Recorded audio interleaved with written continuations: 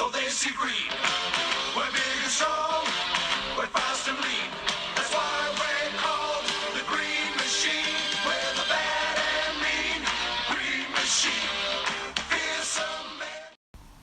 Hi everyone, welcome to the Rugby League History channel. Tonight I'm doing another end of season review, and tonight it's going to be the Canberra club in their 2021 season. The club finished in 10th place. They played 24 matches, 10 wins, 14 losses, 481 points for, 578 points against. They finished 10th on the table. Jared Croker was the top point scorer with 80 points, and Jordan Rapine was the top try scorer with 12 tries. The club was expected this year by many experts, and when I say experts, I mean people from the Daily Telegraph, Channel 9, Fox Sports. Nearly every one of those picked them to come in the top four.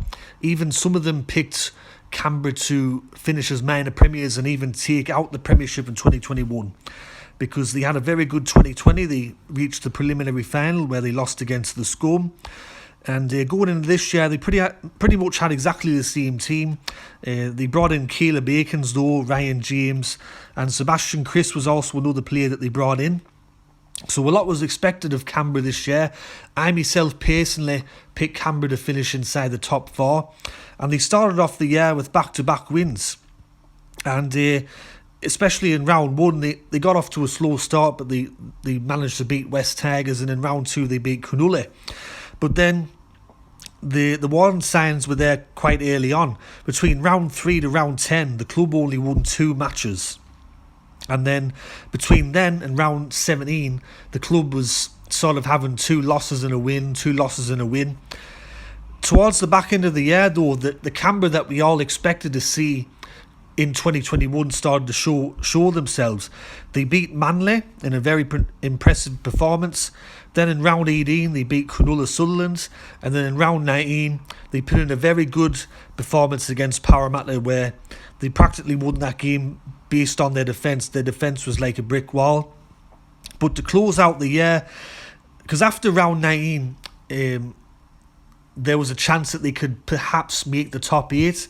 They were around that 8th or 9th place, but between round 20 to round 25 the club only won 2 further matches, and both of them were against St George and New Zealand.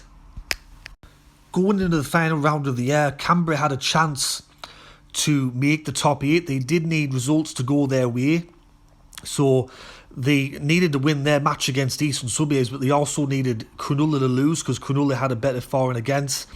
And there was a chance that maybe Gold Coast could overtake them, so they had to beat the Sydney Roosters in that final game of the year.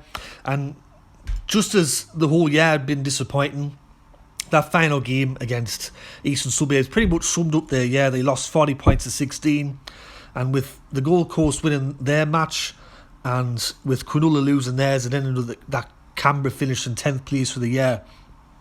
It wasn't just on the field that the performances were quite bad from Canberra, it was off the field as well. You had Corey Harawira-Nairi and Corey Horsburgh in the papers for drink driving charges, even though these happened the year before. They come out in the media this year. Curtis Scott was sacked / released by the club for a few off-field incidents there. George Williams left midway through the year, citing homesickness and a few mental health issues. And they also had Tom Starling and Jordan Rapine.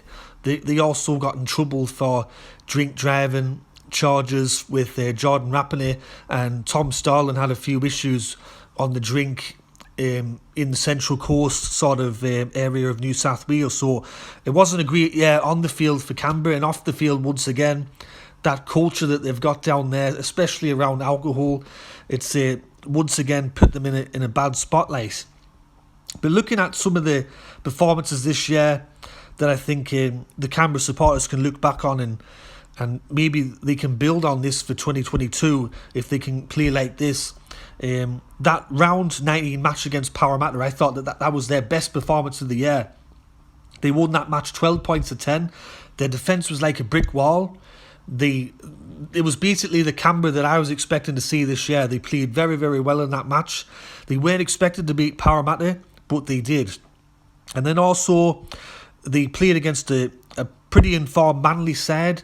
They won that match 30 points to 16, even though Tom Trbojevic was not there. I thought Canberra were very good in that match against Manly. Well deserved to win that match 30 points to 16. Going into some of their worst losses though, where can you start? Round 6 against Parramatta, getting beaten 35 points to 10 at home down there in Canberra. Not very good. Round 12, losing 44 points to 16 against Eastern Suburbs. Round 16, against the Gold Coast, they got beaten 44 points to 6 by the Gold Coast. And then in round 25, they lost 40 points to 16 against Eastern Suburbs in that last match of the year, which ended their season. Another thing about Canberra this year is the faders tag was well and truly back this year. 6 times this year, Canberra led at half-time in games. And there was 2 matches. Well, actually, the main one was against New Zealand. 25 points to 6 at half-time. They were beating New Zealand, and they lost 34 points to 31. How does that happen? But in 5 other occasions that year, they led at half-time, and once again, that Canberra feeders tag come back to haunt them. So it's very, very disappointing, and it must be very frustrating for Canberra supporters to be in front and be challenging in so many matches and just to fall away that badly. The club so far has recruited a couple of players for 2022. They've signed Adam Elliot on a 1-year deal. Jamal Fogarty's also joined the club, and Peter Holer has also joined the club. They've released a few players. There's a couple of players that didn't get a chance to play first grade this year, or they're not really well known, but some of them are well known players they've released. Caleb Akins, Havili, Ryan James, Dunamis Louis, and Isaiah Soliole has retired.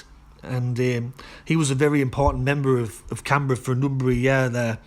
So going into 2022, after a year like they've had this year and then the year before that, 2022, I don't know what's going to be in the crystal ball for Canberra in 2022 so far.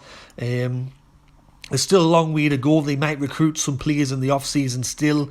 But this year has been very, very disappointing for Canberra, especially 2019 runners-up, 2020 preliminary final. Everyone thought that they were going to go one better, and they haven't. But we'll just have to wait and see what happens in 2022 for the Canberra club. So that is my review for Canberra in 2021. I hope you enjoyed this video.